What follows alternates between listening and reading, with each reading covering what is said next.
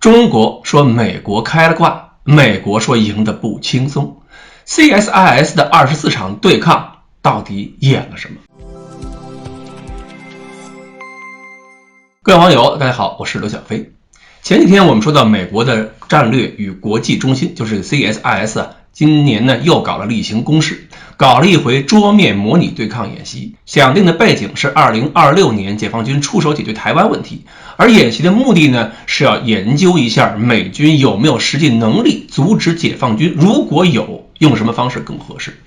这种演习就是我们说的研究式演习，不是训练、考核或者演示性质。演习自然是红蓝双方用各种思路厮杀了24轮，最后得出一个结论：美台会付出巨大代价，美军将损失2艘核动力航空母舰，此外还会损失10到20艘大型水面舰艇，而位于第一、第二岛链的基地会严重受创。日本方面呢会损失大概100架左右战斗机，26艘舰艇。台湾方面是死亡了数万人，海空军彻底被抹掉。但是最后呢，演习中解放军海军损失了155架飞机，138艘舰艇，上万人困在台湾岛上。由于最后失去了跨海登陆的持续投送能力，美日最后是演习中阻止了解放军的战役行动。这个结果出来以后，大陆很多网友不干了，骂美国这次是演习开挂作弊。比如说，凭什么认为中国反舰导弹命中率那么低？凭什么设定美国海军舰艇防空能力那么神奇？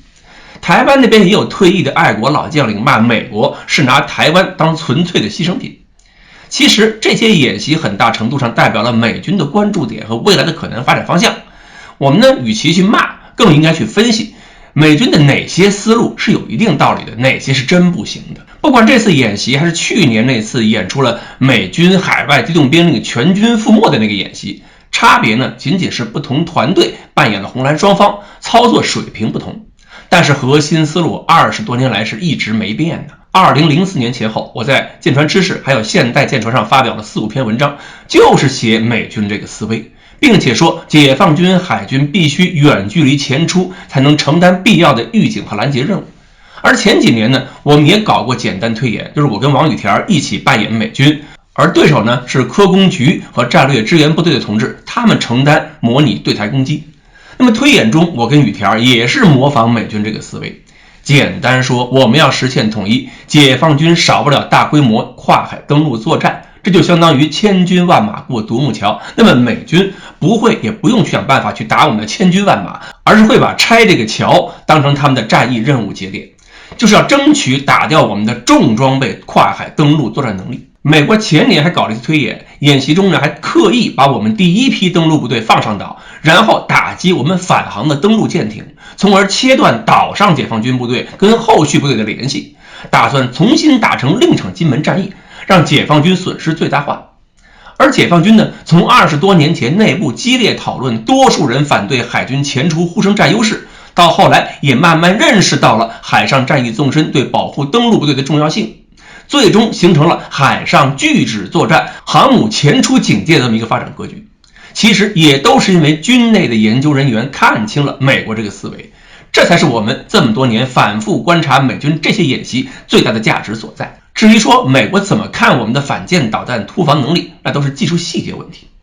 而且对这个演习结论，不仅我们，美国人自己也在研究分析，也开了研讨会来琢磨美军在实战中能不能有这种成绩，美军和台军应该如何进行建设和发展。我就看了他们这次一个访谈视频，就是美国海空军的一些人围绕这个话题讨论了1小时，得出的结论是，台湾保留任何大型装备，比如舰艇、战斗机都没有任何意义。台湾需要的是小型的机动火力，比如机动部署的反舰导弹发射车、防空导弹、大量的单兵反坦克导弹、肩扛防空导弹等等，必须要小，才能保证有足够的数量和生存能力。而美国空军的人也表示，美军战斗机在这种环境下其实发挥不了任何作用，让轰炸机在防区外发射远程巡航导弹是唯一可行战术。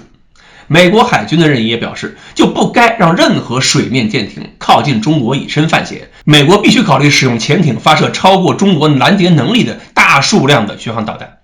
其实这些都说明美国也意识到他们传统的海空优势已经遇到了严重挑战，不然何必搞什么分布式杀伤链，何必强调小规模分散部署，何必强调各军兵种发展高超音速武器，通过信息化指挥体系去实现火力集中。